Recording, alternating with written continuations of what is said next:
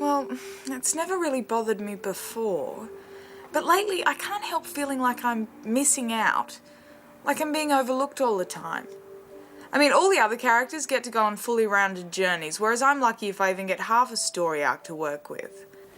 And just when I think I'm about to get some substance, you know, something I can really sink my teeth into, the subplot gets cut short in favour of the main narrative and I'm left kind of dangling.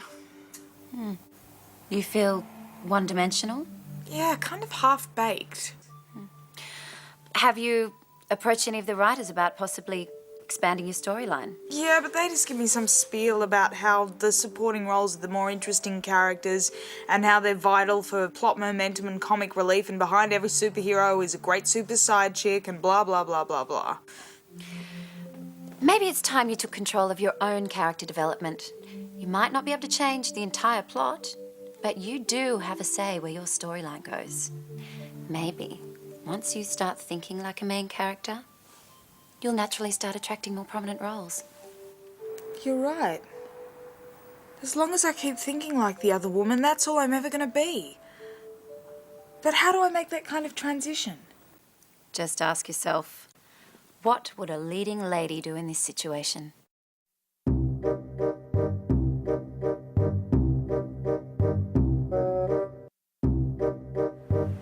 Whenever the leading lady wants to turn her life around, the first step is always a makeover. Darling! Mwah, mwah, so good to see you. But you're alone. That's right, Francois. This time, the makeover's for me. But you're the... Just do it, Francois. Don't you get nippy with me, girlfriend. I'm just a stereotypical gay stylist.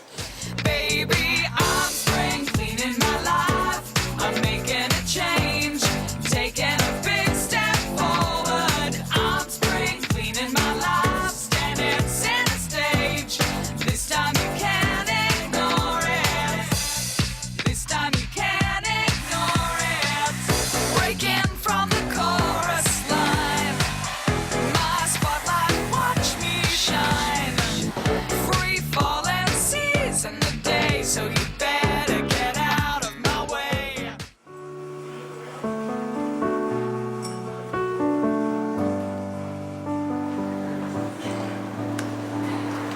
Where have you been? I've been waiting for you for ages. I need your advice. It's Peter. Have you changed your hair? I thought it was time for a change, you know, an image makeover, a whole new me. Whatever. Anyway, look, Peter said he's going to change, but I just don't even... Okay, hold it right there. I am sick and tired of listening to your problems. Why don't you come up with a solution for yourself for once? Hell, a little brain activity might do you good. What? That's not how it goes. That's not in the script. You're supposed to give me the answer.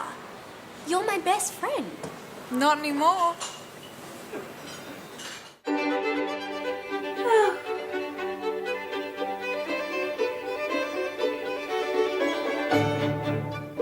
I'm so bored.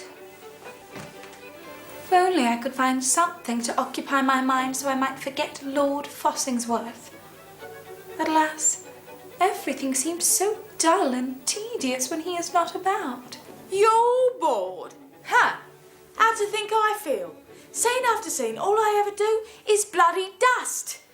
Dust and wipe and mop and serve tea and make the odd witty remark in a stupidly over-the-top Cockney accent, wearing a dress that resembles a potato sack and a pair of ridiculously oversized fake tits. Well, you know what? I quit.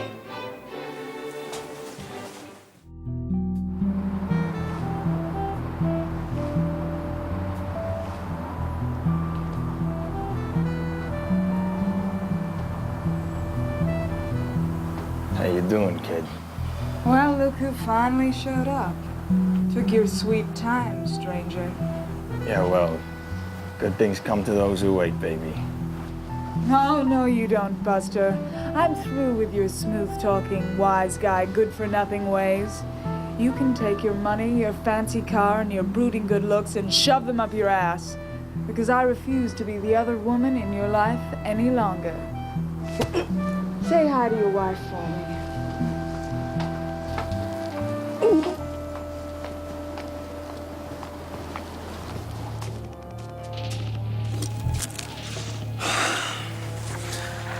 worse than I realized. He's lost a lot of blood, and there seems to be something blocking his airways. I can stitch him up, but I think it's only a matter of time before... Oh, Doctor, you're the most brilliant surgeon in the world. You've saved so many of our boys' lives already, using virtually nothing but your own bare hands. Surely there's something you can do for him. You gotta know when to let go, Kitty. Oh, for God's sake, would you two stop pussyfooting around and get a room?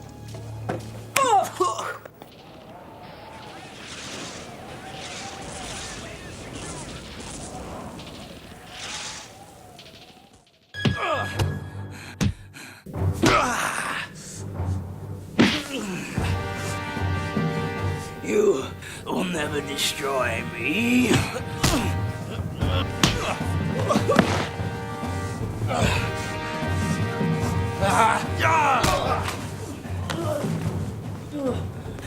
Take that!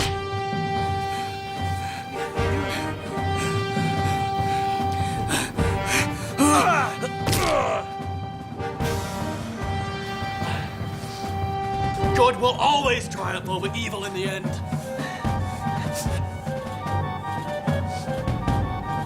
Oh, for crying out loud.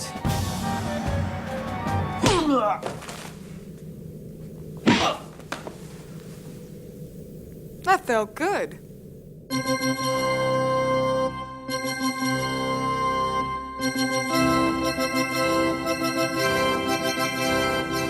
Dearly beloved, we are gathered here today to join this couple in the honourable estate instituted by God, signifying their union to be honoured by all men, and therefore is not to be entered into lightly.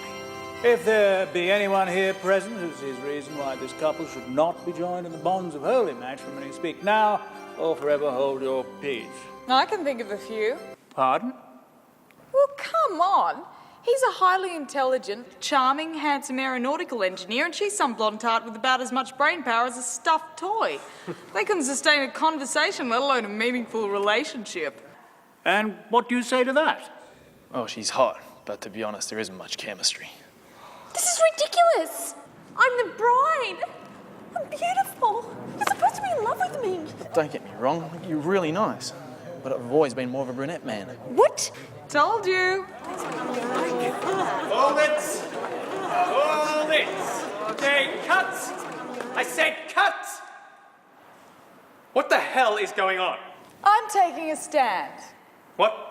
I'm tired of being the support act for a bunch of preening, talentless prima donnas and pompous, postulating idiots. I'm taking a stand and I'm claiming my right to be more than just the other woman. But you can't. Watch me. Me too. Why do I always wind up going home alone? I'm cute, I'm smart, I've got all the best one-liners, yet I never get laid. And how do you think I feel? I'm the goddamn token black man. Here to make you feel politically correct. And for the record, I'm not even black. I am Indian. My parents would be ashamed of me. I don't know the first thing about fashion or hairstyling, and I hate sequins and fake tan. Why am I always so overpowering, overbearing, and neurotic? I don't care what the fuck my children get up to. I just wish they would all piss off so that I can go out and enjoy myself now and again. I used to be a bit of a ladies' man myself before I got stuck in these patronising father figure roles. And I'm not even evil. I'm just misunderstood. Sometimes I just want to hurt someone, you know? Like really fuck them up. Man, I don't even like weed. The first time I've ever smoked the stuff, I ended up getting so baked that I ended up throwing up my friend's cat. I fainted the sight of blood. And I have no idea what stat means. I'm a lesbian. Okay, everyone, stop. You are typecast. You are stock characters. You can't go turning into the opposite of what you're meant to be. Why not? Because the story wouldn't work. So change the story. Okay, if I start telling your story, will you stop carrying on and go back to playing your parts as written? You promise? Sure, why not? If you want to become unexciting, bland characters with lots of screen time, but very little artistic merit, then go ahead. Hang on, that's not what we're saying at all. We don't want to change characters. We just want a chance to grow. And be taken seriously. If you want to be typecast in the leading roles, you are going to have to accept the fact that 80% of them are dull. Oh, I'm not dull. Am I? Face it, honey, you're cute, but you're dull. Yes, you are the supporting characters. But think of the range and diversity of the supporting roles you get to play. Yes, you are the token black guy. Yes, you are the stereotypically gay stylist. And yes, you are the other woman. But you're the other woman in hundreds of different scenarios with hundreds of different backstories and circumstances. You get to create something new every time. Do you really want to be boxed in to the same old storylines just for the sake of some extra screen time? No. Then for God's sakes, shut up and catch the goddamn bouquet.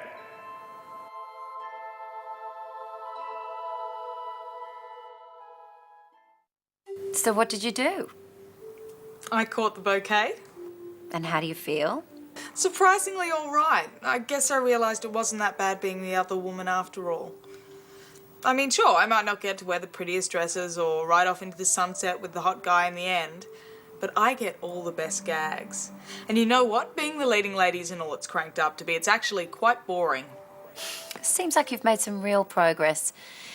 One might even say you've been on a journey.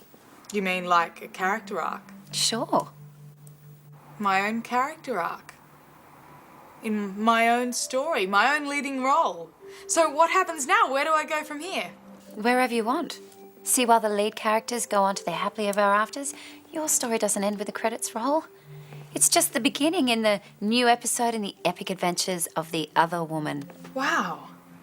Well, the possibilities are endless, aren't they? Oh, all the doctors needing nurses, all the damsels needing handmaidens, all the cheating, lying boyfriends needing sexy seductresses, all the bland, boring heroines needing sassy best friends to spice things up. You got it. Thank you. Thank you so much. Hey, that's what I'm here for. After all, I'm the stereotypical shrink. Listen, we'll have to end it there. My next patient's due in about 10 minutes. He's a vicious mobster with an Oedipal complex and a conscience, so I should probably just duck out for a sneaky fag and a quick cry in the ladies' loos before he arrives. That sounds awful. Like I said, it's my role.